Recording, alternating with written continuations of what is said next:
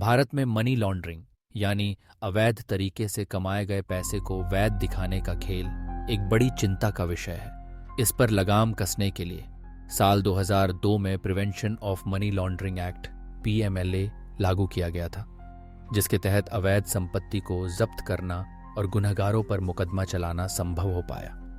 लेकिन जैसे जैसे इस अपराध पर हमारी नजर पैनी होती गई है और कानून कड़े हुए हैं, इसे अंजाम देने वाले अपराधी भी नए नए और जटिल तरीके खोजने लगे हैं। इसी कड़ी में गौशालाएं, जिन्हें आमतौर पर दान, सरकारी सहायता या दूध की बिक्री से चलाया जाता है, उनकी वित्तीय लेन देन में पारदर्शिता और कहीं उनके पैसों का गलत इस्तेमाल तो नहीं हो रहा, ये सवाल लगातार उठते रहे हैं। मनी लॉन्ड्रिंग को समझना आसान है। इसे मुख्य रूप से 3 चरणों में बांटा जाता है: प्लेसमेंट, लेयरिंग और इंटीग्रेशन।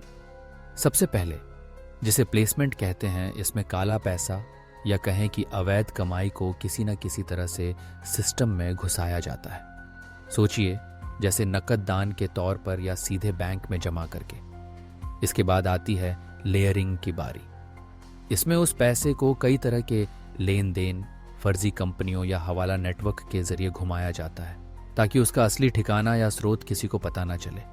और आखिर में आता है इंटीग्रेशन का चरण, जब यही सारा पैसा बिल्कुल वैध कमाई या किसी जायज निवेश की तरह दिखने लगता है। हमारे देश भारत में हवाला नेटवर्क, फर्जी कंपनियां और यहाँ तक कि धर्मार्थ संस्थाएं जैसे ट्रस्ट या NGO भी मनी लॉन्ड्रिंग के लिए खूब इस्तेमाल होती हैं। और आपको जानकर हैरानी होगी कि गौशालाएं भी अक्सर इस जाल में फंस जाती हैं। गौशालाओं की बनावट और उनके कामकाज का तरीका कुछ ऐसा है कि वे अक्सर मनी लॉन्ड्रिंग के लिए आसान रास्ता बन जाती हैं।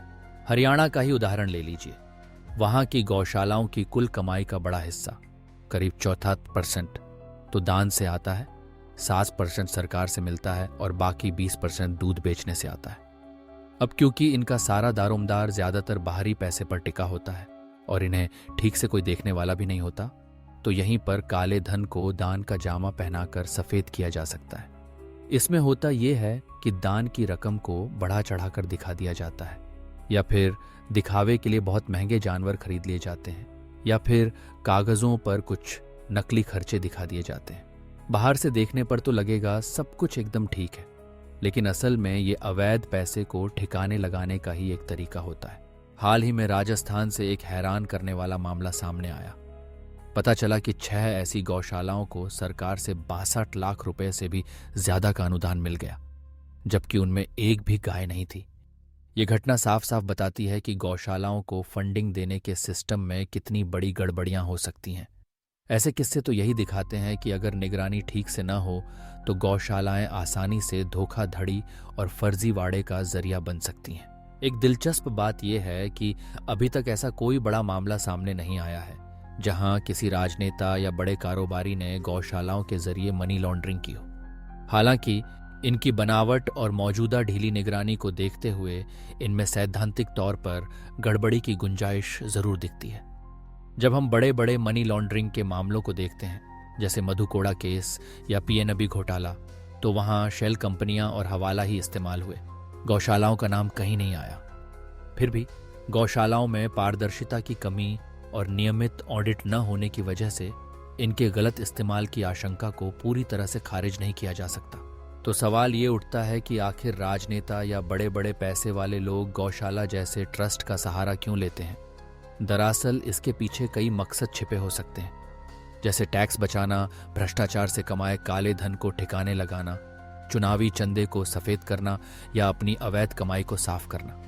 समाज में गौशालाओं जैसी संस्थाओं की धार्मिक और सांस्कृतिक पहचान काफी ऊंची होती है और इसी वजह से उन पर आम लोगों या मीडिया की उतनी कड़ी नजर नहीं रहती।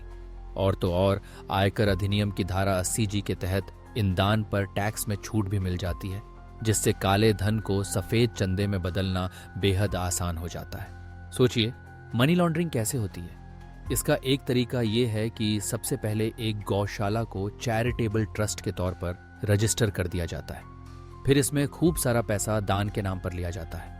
इसके बाद इसी दान का कुछ हिस्सा गायों के चारे, दवाइयों या गौशाला के रखरखाव जैसे असली खर्चों में दिखाया जाता है। और बाकी का पैसा वो फर्जी बिलों, महंगी खरीदारी जो असल में हुई ही नहीं, या शेल कंपनियों में निवेश के बहाने वापस दानदाता तक पहुंचा दिया जाता है। बैंक खातों के जरिए पैसे को कई परतों में घुमाया जाता है ताकि ये पता न चले कि ये कहां से आया, और आखिर में यही पैसा किसी प्रॉपर्टी की बिक्री या बिजनेस के मुनाफे के तौर पर बिल्कुल साफ होकर सामने आता है। इस तरह के मामलों को रोकने के लिए हमें कुछ अहम कदम उठाने होंगे। सबसे पहले तो सभी गौशालाओं के लिए सालाना ऑडिट जरूरी कर देना चाहिए।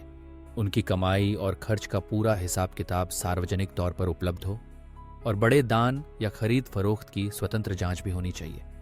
इसके अलावा प्रवर्तन निदेशालय ईडी और फाइनेंशियल इंटेलिजेंस यूनिट FIUIND जैसी हमारी नियामक संस्थाओं को और भी मजबूत बनाना होगा ताकि वे संदिग्ध लेन देन पर पैनी नजर रख सकें। और हाँ, आम लोगों को भी जागरूक करना बेहद जरूरी है ताकि अगर उन्हें किसी गौशाला या चैरिटेबल ट्रस्ट के पैसों के लेन देन में कोई गड़बड़ी दिखे तो वे बिना झिझक इसकी शिकायत करें। साथ ही यह भी जरूरी है कि सरकार और समाज मिलकर गौशालाओं को आत्मनिर्भर बनाने के लिए नए तरीके ढूंढें जिससे वे अपनी कमाई खुद कर सकें। दरअसल 2018 की एक रिपोर्ट बताती है कि अगर गौशालाएं जैविक खाद या बायोगैस जैसे उत्पाद बनाना शुरू कर दें तो इससे न सिर्फ वे आर्थिक रूप से मजबूत होंगी बल्कि उनके पैसों के लेन देन में भी काफी पारदर्शिता आ सकेगी। तो अगर हम देखें तो राजनेता अक्सर मनी लॉन्ड्रिंग जैसे गंभीर मामलों में सजा से बच निकलते हैं। इसके पीछे कई वजहें होती हैं, जैसे कानूनी दांव-पेंच, सियासी दबाव, जांच प्रक्रियाओं का पेचीदा होना और सबसे अहम सबूतों की कमी।